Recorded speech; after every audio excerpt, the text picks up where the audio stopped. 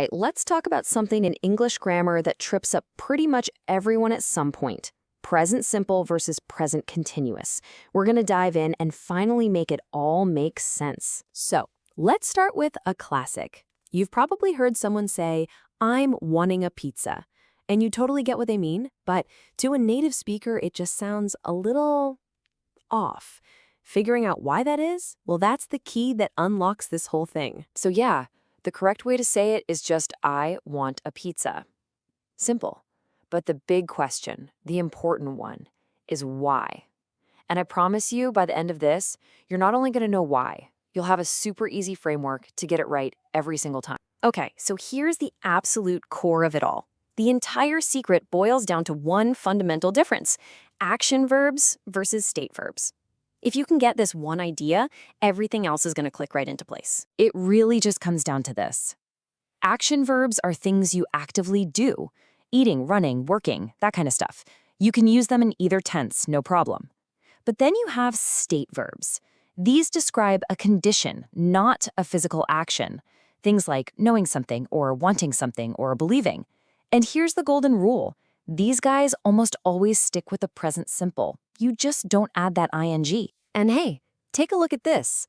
This is a great list of some of the most common state verbs you're going to run into.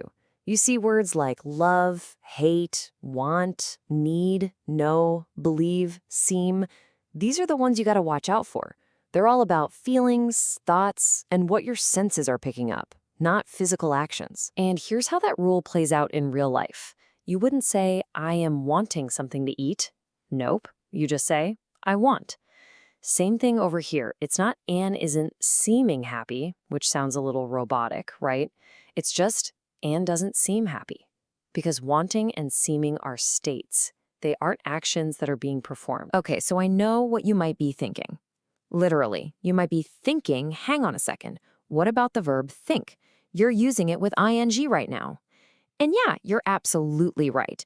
This is one of those fantastic exceptions that actually makes the rule even clearer. It all comes down to a change in meaning. So check this out. When think means to believe something or to have an opinion, it's a state. You ask someone, "What do you think will happen?" But when you're talking about the process of consideration, the gears are turning in your head, that is an action. So you'd say, "You look serious. What are you thinking about?" The tense actually changes what the verb means.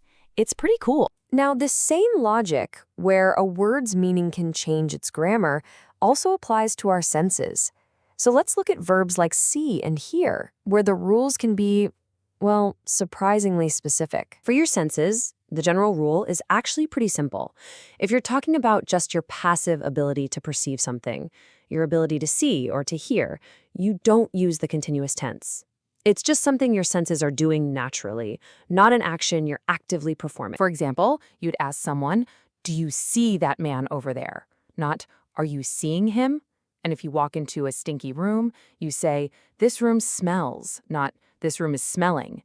The smell is just a state of the room. The room isn't doing the smelling. But, of course, you knew there was going to be a but, right? English just loves its little exceptions.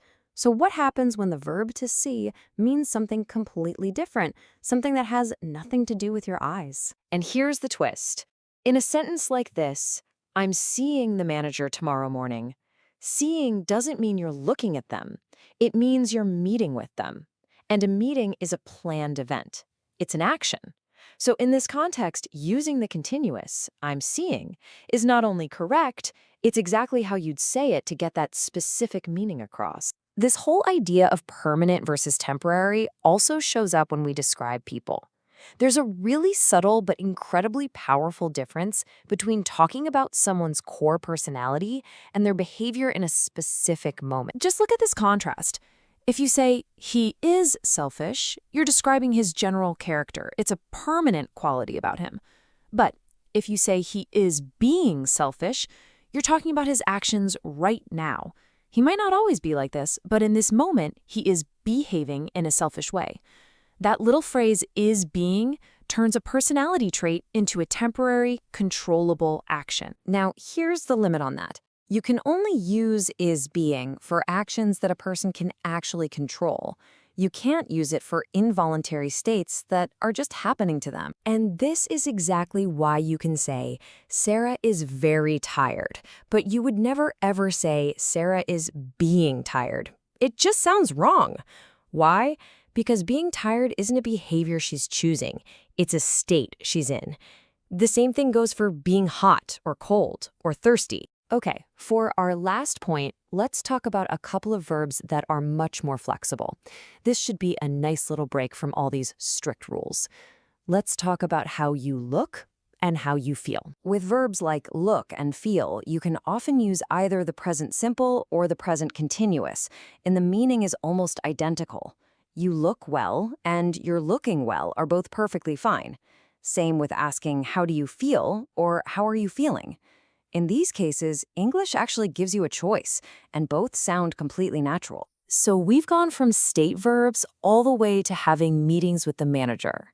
Let's distill all of that down into a simple framework that you can use the next time you're stuck. Here is your 3-step checklist. First, and this is the most important one, always ask yourself, is this verb an action or a state? That will solve, 90% of your problems right there. Second, if it's a tricky verb like think or see, pause and ask, does the tense change the entire meaning of the word? And third, if you're describing a person, decide, are you talking about their permanent personality or just a temporary behavior? And that's our deep dive into the present simple and continuous. So I'll just leave you with this final question to chew on. Right now, at this very moment, what's going on in your mind? Based on all the rules, are you thinking or do you think? Thanks for joining me.